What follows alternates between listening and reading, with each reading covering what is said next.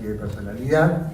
Y este cortejo sintomático, miren ustedes, se acompaña de un solo hallazgo importante al examen físico, que es la presencia de ciertas áreas sensibles a la palpación. Se denominan los puntos dolorosos, los clínicos sabemos dónde se localizan y es ubicando estos puntos que nosotros hacemos el diagnóstico.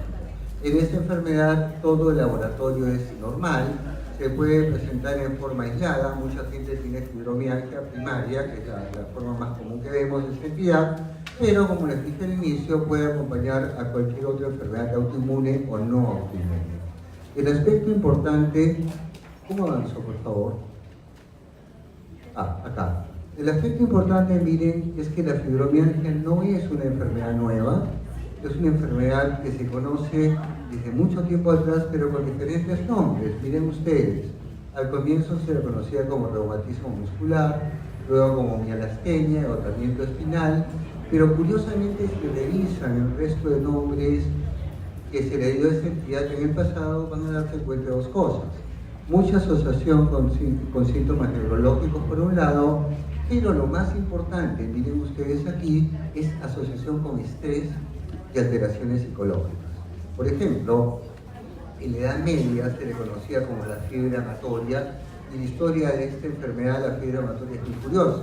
Lo típico era una mujer que estaba de novia con un soldado, el soldado se iba a la guerra, lo mataban, la chica se ponía triste, se deprimía y empezaba a hacer dolor de todo el cuerpo. Y esto era la fiebre amatoria. Pero así como había una forma de enfermedad por mucho amor, había otra forma por poco amor. Y a esta enfermedad le llamaban justamente la enfermedad de la virgen. Y era lo contrario. Era una chica de unos 40, 50 años, se había quedado soltera, no se había casado, se quedaba en la casa, leía libros, arreglaba la casa, no tenía pareja y obviamente se ponía triste, se deprimía y nuevamente empezaba todo el cuadro de dolor crónico con los demás síntomas de la enfermedad. Curiosamente, miren ustedes, el primer tratamiento para esta enfermedad de las vírgenes lo propuso Lange en 1554 y él decía: instruir a las vírgenes afectadas por esta enfermedad que tan pronto sea posible vivan con un ombligo público. Si llegase a conseguir, se curaba. Primer tratamiento descrito para la enfermedad de las vírgenes, que era la fibromialgia antiguamente, pero ahora lógicamente ya no tratamos a la fibromialgia de esta manera. Y eso es lo que voy a revisar en los siguientes minutos. Entonces, miren ustedes, estamos hablando de una entidad que es bastante frecuente, es una entidad en la cual la causa hasta ahora no se conoce, pero hay una asociación con estrés bastante importante. Al momento actual nosotros no manejamos fibromialgia sin una psicóloga que conozca el tema, y obviamente existen una serie de teorías que tratan de explicar por qué esta enfermedad se produce. Como ven ustedes aquí, traumatismos físicos e infecciones parecen ser más desencadenantes de los síntomas. Esto quiere decir que una persona susceptible a hacer fibromialgia, un estrés psicológico o una enfermedad física puede desencadenar que los síntomas aparezcan. Las alteraciones hormonales muchas veces forman más parte del cuadro clínico que de la misma enfermedad, y obviamente hay una serie de teorías más. Recientemente se ha reportado que en los pacientes con fibromialgia existe una verdadera neuropatía del nervio pequeño. En los sujetos con fibromialgia, hace algunos años atrás, ya se demostró que la densidad de los nervios pequeños estaba reducida. Y eso de que hay un contexto patológico a la fibromialgia por primera vez. Sin embargo, hay que tomar en cuenta que la enfermedad de nervio pequeño solo se presenta en un porcentaje de fibromialgia, no se presenta en todos ellos. Miren ustedes, tomamos a pacientes con fibromialgia, ¿ok? De aquellos que tienen enfermedad de nervio pequeño es incluso posible encontrar otra causa. O sea, la enfermedad de nervio pequeño sabemos que existe, sabemos que una proporción de pacientes lo tienen, sucede en ellos algo parecido a la neuropatía diabética o algo parecido a la neuropatía asociada a enfermedades autoinmunes, pero básicamente el tratamiento es sintomático. Es importante reconocer en quién existe, además de fibromialgia, esta enfermedad de nervio pequeño, porque obviamente el cuadro va a ser más crónico.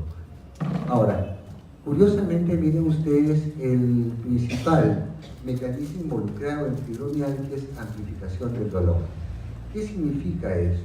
Miren ustedes, en el eje horizontal tenemos la intensidad de un estímulo. Lo que está sucediendo es que se está ejerciendo presión sobre el pulgar de una persona.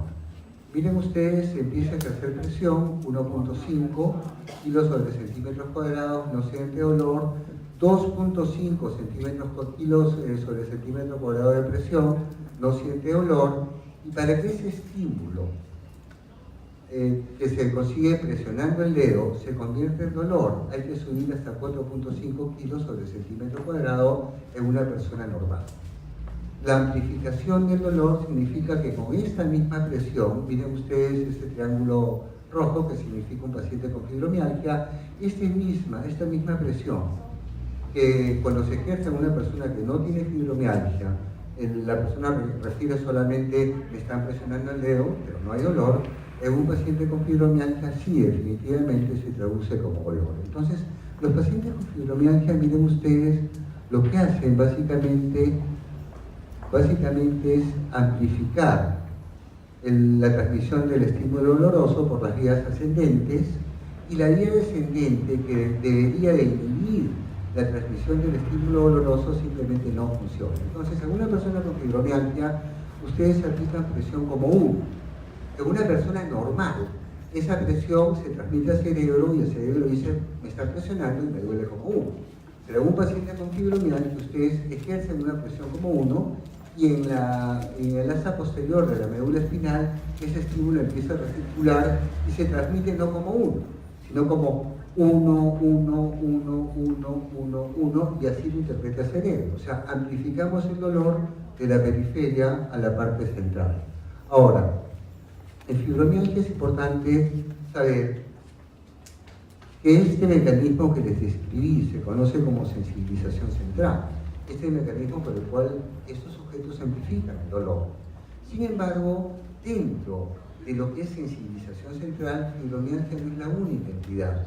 Miren ustedes, cefalea atencional, síndrome de fatiga crónica, síndrome de intestino irritable, síndromes miofaciales. Este curioso síndrome de sensibilidad químicos múltiples tiene prácticamente este mismo mecanismo etiopatogénico. O sea, la sensibilización central es responsable de la etiopatogenia de estas entidades, incluida a la fibromialgia.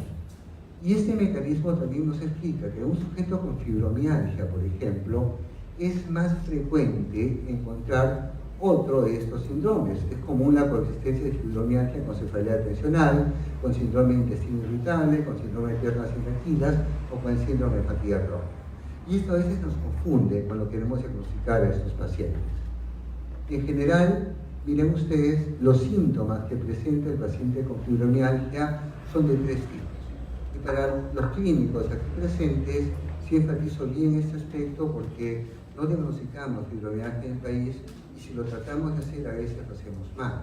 Y una razón que nos explica por qué nos equivocamos es justamente interpretar bien los síntomas. Miren, el primer grupo de síntomas son los cardinales, ¿okay? Los que ocurren a una altísima frecuencia en estos pacientes. Aquí tienen ustedes dolor generalizado, 100% de pacientes van a consulta y la mayoría de veces nos dicen, doctor, me duele todo el cuerpo. ¿Okay? Es el síntoma que trae. Es un dolor profundo, difícil de localizar, abarca amplias áreas anatómicas, y todo paciente con fibromialgia tiene dolor generalizado, y esa es la razón por la cual demanda ayuda del médico. Alteraciones del sueño en más del 80% de nuestros pacientes, y se presenta generalmente como sueño no reparador. Duermen pero se sienten igual de cansados, tienen insomnio terminal o sueño interrumpido.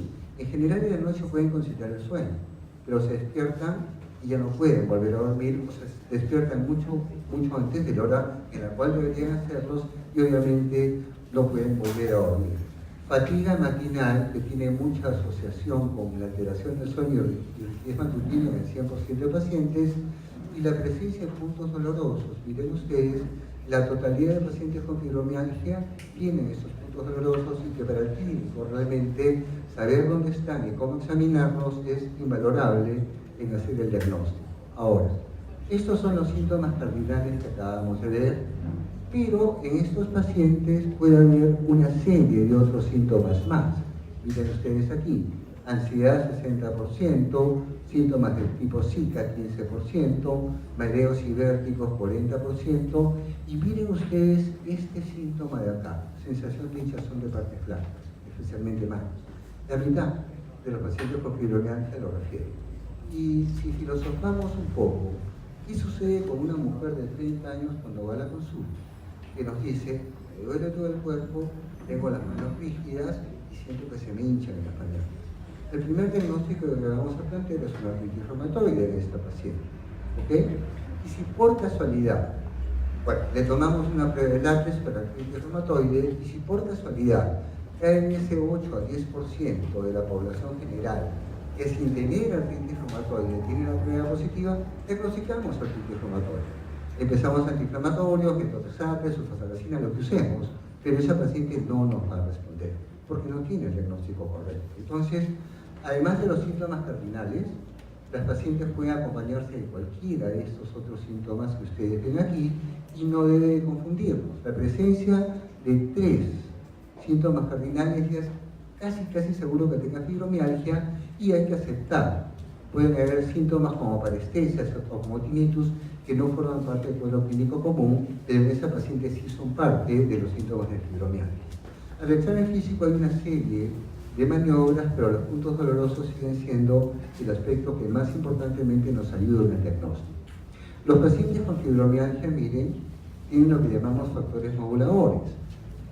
Por ejemplo, una chica quiere ingresar a la universidad, tiene una personalidad predisponente para fibromialgia, empieza a estudiar y a esforzarse y antes del examen de ingreso está muy tensa y desarrolla fibromialgia. Ingresa a la universidad, los síntomas se reducen. Pasa un tiempo en la universidad, le da muy bien, perfecto, está sin síntomas, consigue enamorado, consigue novio, se siente mejor todavía, pelea con el novio y otra vez empiezan los síntomas. Estrés emocional, frío o estrés laboral generalmente aumentan los síntomas y contrariamente calor, clima templado, momentos de tranquilidad los reduce. Y obviamente miren, en todos estos síntomas pueden aparecer síntomas asociados debidos a la comorbilidad.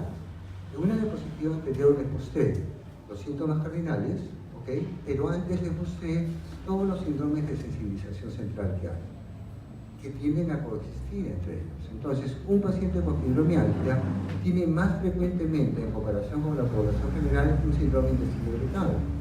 Y este paciente con fibromialgia vendrá con sus síntomas cardinales, algunos otros síntomas más y molestias gastrointestinales. Otro paciente con fibromialgia tiene asociada migraña y además de los síntomas de fibromialgia va a traer los síntomas de migraña. Y eso tampoco debe confundirnos. Siempre el gran secreto es, vemos los síntomas cardinales y con esto basta para diagnosticar fibromialgia en la mayoría de casos y buscar una explicación para los otros síntomas que el paciente trae. Estos son los puntos dolorosos. No los detallo porque los encuentran en cualquier libro de texto. Normalmente, para palpar estos puntos, ejercemos una presión de 4 kilos por segundo durante 4 segundos, de manera paulatina. Y si el paciente nos refiere dolor, consideramos que ese punto es positivo. En general, además de esto, miren, acá sumarizo un poco lo que les acabo de mencionar.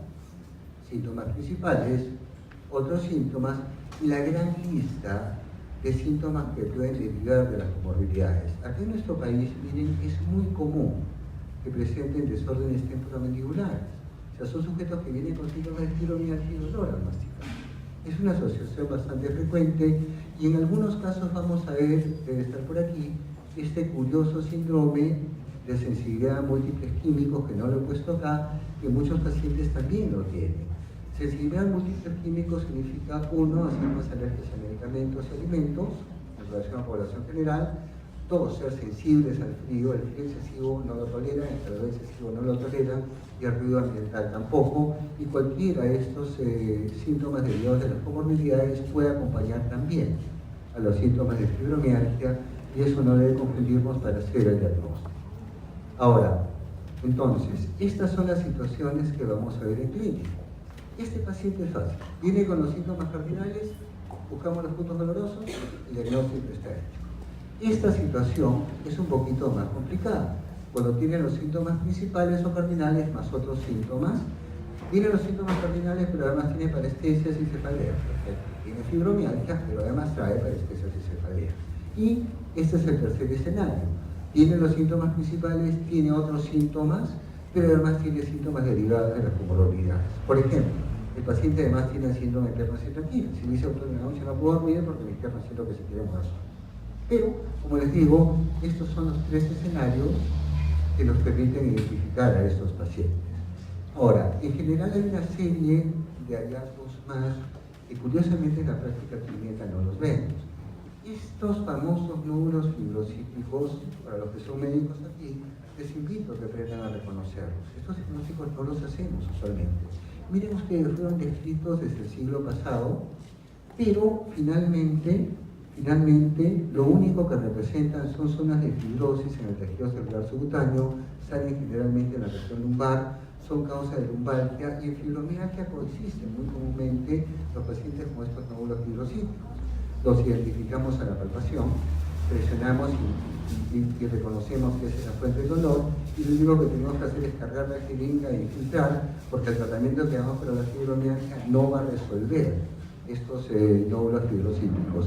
Miren, en fibromialgia siempre ha pasado eso. Toda la vida se pensó que no existía, que era una entidad conectada, hasta que finalmente hace una década atrás ya está ampliamente aceptada y casi no hay congreso de reumatología o de medicina del dolor que incluya este tema de fibromialgia. Ahora, en general, miren ustedes, estos nódulos fibrocíticos se deben a engrosamiento de las fascias, y si revisamos la patología de las fascias es realmente un mundo bastante rico. Las fascias son tejido vivo, tienen células, y tienen tejidos, y esas fascias se engruesan por estrés, se engruesan por tensión, forman nodulaciones o se retraen, y eso nos causa zonas o áreas de dolor. Lo menciono porque cuando hay fibromialgia, uno tiende a atribuir todo el dolor que tiene a la fibromialgia, y esto también es un error.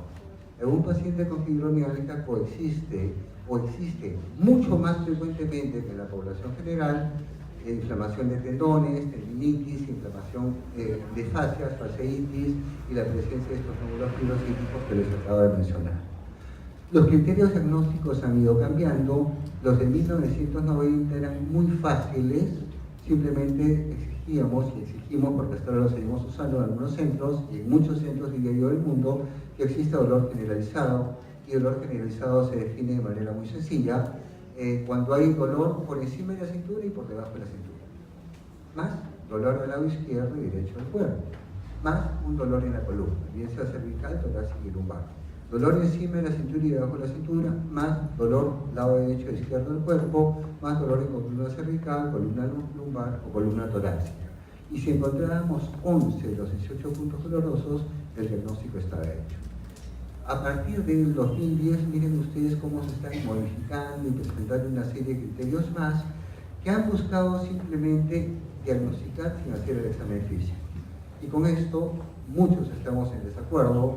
En noviembre vamos a hacer el primer curso de fibromialgia en Perú, dentro del marco del Congreso Peruano de Reumatología, y justamente traemos a 2 expertos mundiales para que nos revisen estos tópicos, pero simplemente quiero mencionarles, miren, que los criterios diagnósticos actuales nos piden que tenga un dolor generalizado y una combinación de síntomas que los van a encontrar en cualquier libro de texto, y no voy a detallarlo por razones de tiempo. Pero hasta ahora, los que trabajamos en esta área seguimos con los criterios de novela. Dolor generalizado, puntos dolorosos, el diagnóstico está hecho. Sin embargo, ustedes, cuando hacemos el diagnóstico, necesariamente el proceso de trabajo es distinto. Lo primero lo ven ustedes aquí. ¿Qué enfermedades me dan síntomas parecidos a fibromialgia? En un adulto mayor, por Dios, polimialgia reumática es lo que tienen toda la vida que pensamos.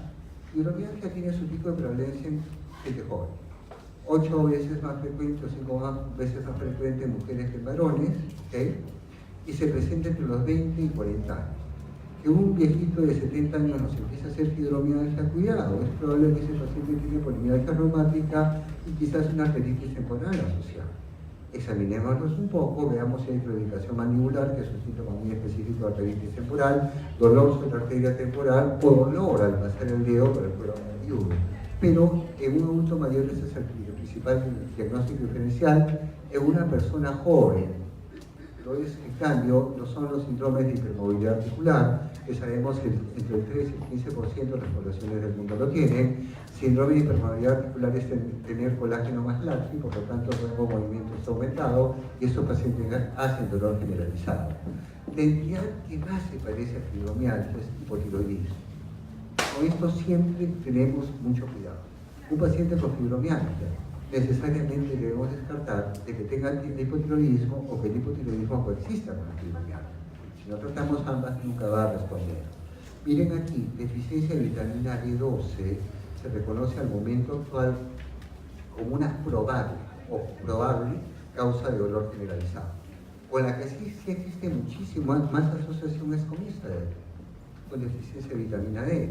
La deficiencia de vitamina D severa provoca miopatía, atrofia de las fibras de tipo óseo y provoca un cuadro de dolor generalizado. Estamos trabajando mucho en vitamina D en el Cono Sur y lo que sí les puedo decir es que el 95 al 97% de las mujeres posmenopáusicas en el Cono Sur tienen deficiencia de vitamina D. Es una pandemia mundial. Es algo que si no reconocemos realmente hay una serie de implicaciones en la salud de las personas. Es sencillo reconocer, basta una prueba de laboratorio si queremos hacerlo, es muy fácil de corregir.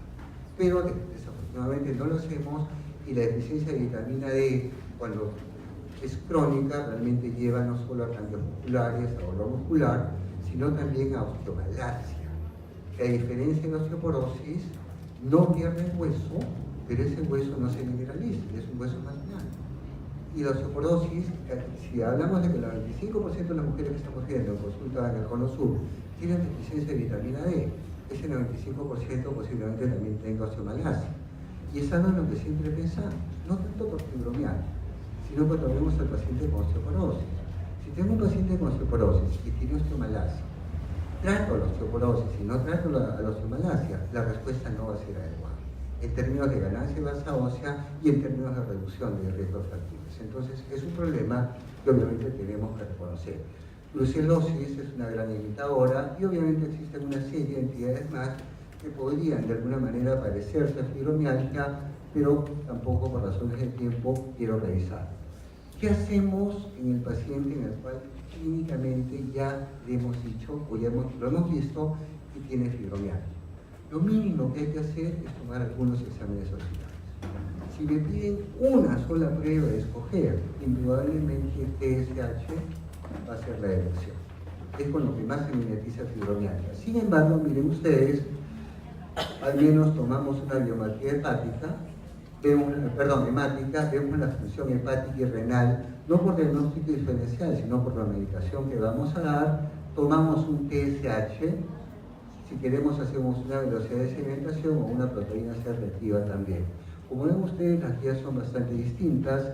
Esta conferencia la presenté el año pasado en la Universidad de Granada con los colegas españoles y cuando vieron los de Cataluña, guías españolas y guías de Cataluña, nos independizamos. O sea, la verdad, hay mucha separación entre ellos, pero en fibromialgia también. Hay una guía española y hay guías de Cataluña y ambas dicen algunas cosas que no son similares. Okay. Ahora, aquí viene un punto importante. ¿Por qué queremos trabajar en fibromialgia? ¿Por qué investigamos? Y todo el mundo investiga tanto en fibromialgia. Miren, este es un trabajo muy simple, se hizo en 4 estados norteamericanos, consistió en una simple encuesta a pacientes que tienen fibromialgia. La primera pregunta que se le hizo a los divorciados: ¿tú crees que fibromialgia tuvo la causa del divorcio? Miren ustedes, 94% sí. Y no dejan de tener razón. A ver, pongámonos en 2 escenarios. Una chica joven, recién casada, tiene fibromialgia, le duele el cuerpo, obviamente no quiere sexo. El esposo la lleva a un médico, no le diagnostica nada, el otro médico que es neurótica, el otro médico que tiene artritis, le dan tratamiento, la chica sigue mal y obviamente el esposo sigue esperando. Entonces eso ya crea un conflicto familiar. Pero póngase en el escenario de una chica de 60 años o de 50 años. Esa chica hace fibromialgia, le duele el cuerpo, rehúsa su capacidad laboral y empieza a generar una serie de gastos adicionales que lógicamente alteran el presupuesto familiar y también traen problemas familiares. La segunda pregunta, miren ustedes, ¿cómo está su vida sexual? ¿Alterada o no? Más de las 2/3 partes alteradas. Techo. O sea, el cuerpo no quiere nada de sexo. La mitad de pacientes con fibromialgia pierden el trabajo. Este es un aspecto que no lo voy a revisar ahora, pero es un tema laboral que incluso en el Congreso Peruano se peleó mucho por esto, para que se reconozca como una causa de discapacidad, y realmente la mitad de pacientes con fibromialgia no trabajan. Fíjense ustedes, estas cifras son hasta mayores que las que tienen ustedes en artritis reumatoide, por ejemplo, o espondilitis anquilosante. O sea, es una enfermedad que discapacita. Y de los que se quedan trabajando, el 60% tiene que reducir su horario de trabajo. Y miren ustedes, en un país como Estados Unidos, que es bien controlado, y que la medicación es controlada, la tercera parte requiere uso de medicamentos fuera de farmacia. Ahora, esto, disculpen lo que se habla positiva, pero van a darse cuenta que es bien sencilla y nos va a traducir un mensaje muy importante. Vamos al lado izquierdo, estos 4 cuadros. Comencemos acá. Miren, este estudio consistió en lo siguiente. Se evaluó en el momento del diagnóstico de fibromialgia, que es acá al comienzo del cuadro, de los 4 cuadros acá al comienzo, se evaluó, ese fue el momento del diagnóstico de fibromialgia, se evaluó cuánto el paciente o qué había pasado con el paciente en los 5 años anteriores al diagnóstico. Ya tenía fibromialgia, pero no tenía el diagnóstico, ¿ok? Miren ustedes, y en base a esos 5 años se hizo una predicción de cuánto se irían gastando si el diagnóstico de fibromialgia no hubiera sido hecho. Miren ustedes, en términos de pruebas de laboratorio y imágenes, el costo se redujo en un 60% cuando se hizo el diagnóstico, o sea, lo real, en comparación con lo que se había predicho o presupuestado. Miren acá, 60% de reducción de pruebas de laboratorio. Si vamos aquí en referencia a otros médicos, bajó casi a un 40%, uso de medicación se redujo a un 55 al 58% y en algo las visitas a médicos generales. Pero esto es el impacto que causa la fibromialgia en los sistemas de salud. Aumenta gastos, aumenta costos y obviamente un paciente que no se diagnostica, no es tratado adecuadamente y no resuelve tampoco sus síntomas. Si seguimos avanzando un poquito, entonces lo que les venía diciendo, en un paciente con fibromialgia planteamos el diagnóstico, hacemos un diagnóstico diferencial mínimo, establecemos correctamente el diagnóstico, identificamos comorbilidades. Si el paciente tiene fibromialgia, hemos visto que esta se puede indicar con otras entidades más, solicitamos exámenes auxiliares y una vez que ya hemos hecho firmemente el diagnóstico, lo primero que hacemos es hablar con el paciente y la familia. En promedio, un paciente con fibromialgia pasaba entre 2 y 4 años de enfermedad sin diagnóstico. Y en promedio ha visitado 4 o más médicos sin que le den el diagnóstico. Entonces es un paciente que viene totalmente desconfiado. Ustedes le dicen fibromialgia, ¿qué es eso? ¿Qué es mental? ¿Que yo no entiendo y por qué lo tengo?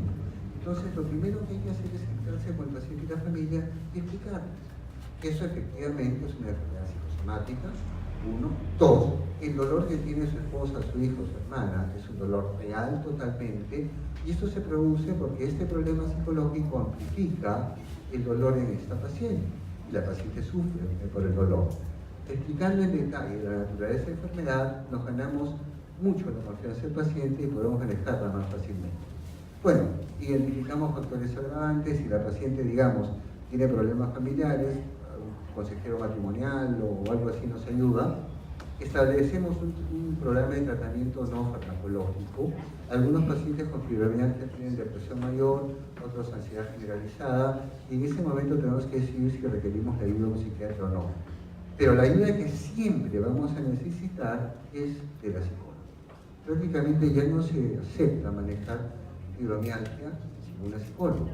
Acuérdense que en estos pacientes el estrés mal manejado es el que gatilla todo el problema.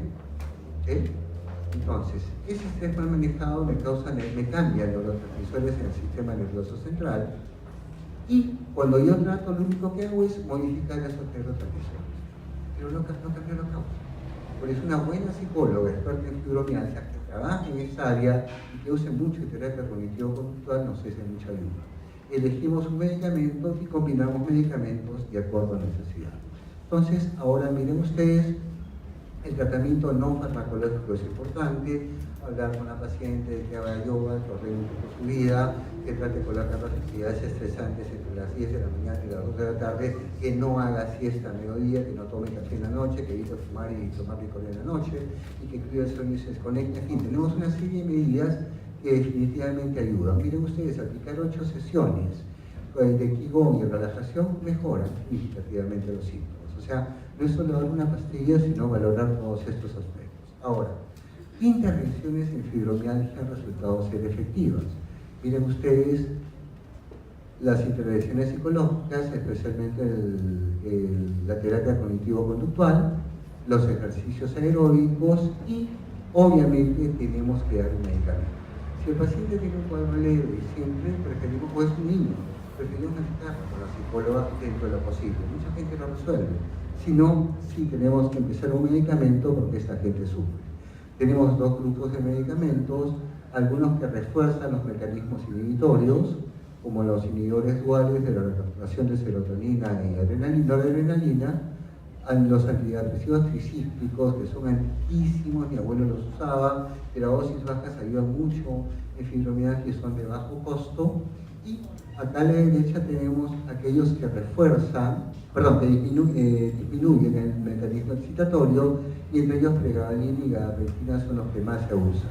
Algunos fármacos tienen solo acción analgésica, que los damos por tiempo corto, pero no justifica realmente tratar a estos pacientes solamente con opioides, porque no tiene sentido, con analgésicos o con antiinflamatorios no esteroideos. Todos estos pueden ser coadyuvantes, pero tenemos que escoger o uno de este grupo o uno de este otro grupo, o combinar ambos grupos de medicamentos. ¿Okay? Entonces veamos, como les venía diciendo, dentro de los inhibidores duales, fluoxetina y milnacipran han demostrado ser los más efectivos en fibromialgia. Milnacipran, hasta donde tengo entendido, todavía no llega a Perú, y pregabalina es otro medicamento que ha sido evaluado ampliamente en fibromialgia y quizás es el medicamento más usado y con más experiencia mundial. ¿Qué nos ofrecen estos tres medicamentos? ¿Cómo escoger entre uno de ellos? Miren ustedes, si yo uso, todos me alivian el dolor, ¿ok? Todos me mejoran la calidad de vida, pero duloxetina no me mejora la fatiga. Si tengo un paciente con fibromialgia que tiene fatiga como un síntoma al menos notorio, no voy a usar duloxetina. Si el paciente es deprimido, sí voy a usar duloxetina, porque trato con la misma medicina ambas cosas. Milnacipran me mejora los síntomas, pero no me mejora el sueño. Y esto limita mucho el uso de fibromialgia porque la prevalencia de desórdenes del sueño en esta entidad es bastante elevada. Pregabalina, miren ustedes, me mejora el sueño, me mejora la fatiga, no me cambia el ánimo depresivo. Quizás el único grupo de pacientes en los cuales no usamos pregabalina son aquellos que además de fibromialgia tienen depresión mayor. Y el resto realmente lo usamos porque es un medicamento bastante uniforme en su eficacia. Y la amitriptilina, miren ustedes, tiene también un efecto parecido al de la duloxetina, y obviamente lo usamos todavía para aquellos pacientes que obviamente tienen medios económicos un poco más bajos, y la ventaja de la amitriptilina es que es barata, pero tiene un efecto un poquito más temporal. Vamos a saltar esta diapositiva. Estos son los eventos adversos de estos tres medicamentos principales para fibromialgia, y a veces nos ayudan a escoger un medicamento. Miren ustedes, pregabalina me puede aumentar un poquito el peso en una proporción baja de pacientes, pero en un obeso no lo voy a usar. En un paciente que tiene, por ejemplo, además de fibromialgia, síndrome de intestino irritable, lo voy a usar porque no produce muchos eventos gastrointestinales. Duloxetina no lo uso en pacientes que tienen náuseas, puede producir insomnio, y en estos pacientes en los cuales voy a dar duloxetina, chequeo un poquito la presión y la función hepática, que están contraindicados en ambos casos. Milnacipran no lo discuto mucho porque prácticamente no lo tenemos y su uso está bastante restringido a nivel mundial. Ahora, miren ustedes, vamos mejor a pasar esta diapositiva de acá. Primero esta, hay que bajar un poco. Sorry, hay un cambio en el orden. Miren. Esto es lo que recomienda el Consenso Europeo de Reumatología, la Sociedad Europea de Reumatología, hace no mucho tiempo atrás, el manejo farmacológico duloxetina o pregabalina. En Europa no están usando milnacipran, en Estados Unidos todavía lo están usando. O sea, estos dos medicamentos son prácticamente aquellos en los cuales hay que decidir, y en nuestro país incluiría también aquí a la amitriptilina. Si el paciente tiene problemas del sueño, amitriptilina, ciprofloxacina o pregabalina, pero a dosis nocturnas. Y obviamente esto debe acompañarse de un soporte psicológico y de terapia física importante. Pero en general, miren, lo que quiero ya visualizar es, si voy a escoger un medicamento, voy a escoger entre amitriptilina, pregabalina o duloxetina en nuestro país. Hemos dicho las características de todos, lo seleccionamos en base a esto y le empezamos a dar la medicación al paciente. Pero al darle la medicación al paciente hay que tener un cuidado bastante grande. Miren ustedes, el paciente con fibromialgia tiene un efecto nocivo terrible. Así como el placebo, el efecto placebo es que el medicamento no sea eficaz, no es eficaz el placebo, por eso se llama placebo, y ese es el efecto placebo. El efecto nocivo es que haga eventos adversos o un medicamento que es inerte, o una sustancia inerte que no debe producirla. Miren ustedes, los pacientes con fibromialgia, 67% de efecto nocivo. O sea, hacen más eventos adversos por medicamento. Primer aspecto importante. Segundo aspecto importante, si los comparamos con otros grupos de pacientes, como aquellos con migraña o por esclerosis múltiple, miren, abandonan el tratamiento por eventos adversos recibiendo placebo más comúnmente que en otras enfermedades. O sea, son pacientes que realmente tienen un riesgo mayor de toxicidad medicamentosa. Y esto como clínicos lo que nos obliga es a ir despacio y lentamente con la dosis. Acá jugamos un tratamiento que va a ser por meses, años y de por vida. No tenemos por qué apurar. Miren, empecemos siempre con la dosis más baja. Que pasen 2 a 4 semanas y que vayamos subiendo. ¿Okay? Para cualquiera de los medicamentos que dan antivirus, la dosis bien presionada. ¿Okay? Entonces, ¿qué va a suceder? Va a llegar un momento de 75 que abra, esa calcula la mitad del primer día, la otra mitad del segundo día y que siga luego con la calcula de 75. Pero si me están llegando a 150, casi nunca me voy a hacer. Más dosis, más riesgo de enfermedad. Lo que hago es combinar. Entonces, tengo dos caminos. O llego a la dosis máxima permitida o combino más tempranamente. Mi consejo es combinemos tratamientos. Ayúdenme a... Entonces esto. Sí. Alta. Miren, o sea, si llegamos a una dosis que consideramos ya algo moderada o alta, no sigamos aumentando. Posiblemente no consigamos efecto terapéutico, sino eventos adversos. Combinemos tempranamente con otros medicamentos. Y la combinación ideal es entre pregabalina y duloxetina o amitriptilina. Estas son combinaciones, si quieren. Combinar un medicamento que actúa sobre la vía descendente con un medicamento que actúa sobre la vía ascendente. Si estamos en 150 de pregabalina, empezamos duloxetina con 30 miligramos o menos si podemos y la subimos hasta 60 si es necesario. Pero combinar tratamientos permite bloquear más de los mecanismos neurogénicos involucrados en esta enfermedad en primer lugar, y en segundo lugar evita usar dosis altas de un solo medicamento y por lo tanto eventos adversos. ¿Okay? Entonces miren ustedes, casi siempre un paciente con fibromialgia no va a tener un control total de los síntomas con pregabalina, con gabapentina, con duloxetina o mitacitrol. A veces les queda algún síntoma adicional que tienen que controlar. Pero antes de hablar del síntoma adicional, siempre acepte fibromialgia como una enfermedad que produce dolor, ¿okay? Y el dolor usualmente es generalizado. Si en el curso de la enfermedad el paciente tiene dolor muy intenso en una parte del cuerpo, eso posiblemente no sea fibromialgia. Tiene una tendinitis del bicipital, una tendinitis del supraespinoso, tiene una bursitis subabdominal, y en ese caso ocurrió. Si ustedes no identifican esa entidad, van a estar subiendo la dosis del medicamento que han dado para fibromialgia sin eficacia. Carguen una jeringa y filtren y resuelvan el problema, o den el tratamiento apropiado. Pero si aún así el paciente con fibromialgia continúa con dolor, por ejemplo, pueden agregar paracetamol. Si el dolor es muscular, con cuidado, ciclobenzaprina. Ciclobenzaprina combinada con duloxetina, por ejemplo, no es una buena alternativa. Si las usamos a dosis altas, vamos a crear un síndrome serotoninérgico maligno, y esto puede ser severo. Si tienen insomnio, esopiclona o pregabalina son buenas alternativas.